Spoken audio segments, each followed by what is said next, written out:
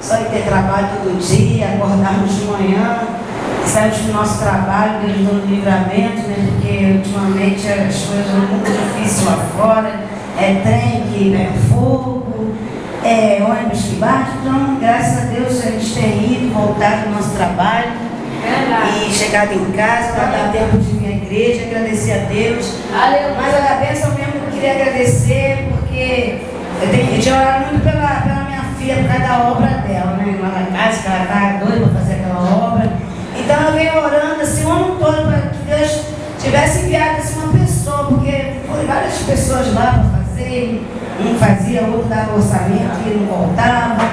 E eu coloquei na mão de Deus aquela obra, e graças a Deus, Deus enviou o nosso irmão Sérgio, e graças a Deus ela está feliz, ainda não falta muita coisa, mas em vista do que estava, eu acho uma bênção, e ela, graças a Deus, já acalmou, porque ela nem estava dormindo mais, com insônia.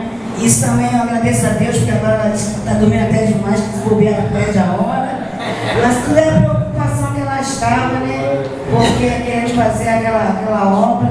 E Deus enviou o nosso irmão Sérgio. Eu peço a Deus que fortaleça ele cada dia mais, para que ele possa nos ajudar e que nós possamos também ajudar ele.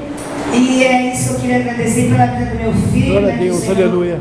Continua ainda mantendo aquela cabecinha ainda que ainda falta um pouco para se consertar. Aleluia! Mas em vista do que estava, eu acho que eu tenho que agradecer a Deus. Aleluia! E é isso que eu queria agradecer. Eu queria orar um salve e agradecimento a Deus. Aleluia! Senhor, tu que habita no esconderijo do Altíssimo, Oh, glória a a sombra do Onipotente descansará. Mais uma irmã dando testemunho na santa unção de vitória, qual ela recebeu na construção da casa da sua filha, do qual estava passando uma grande luta, mas Deus enviou o presbítero Sérgio, o pedreiro desta casa, desta igreja, e ela está muito alegre, muito feliz.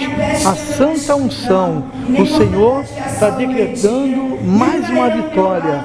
Igreja Assembleia de Deus Rompendo Fronteira, pastor Ronaldo Costa, como nos fala, está registrando mais esse relato de vitória na igreja Assembleia de Deus Rompendo Fronteira. Que Deus abençoe a todos. Amém.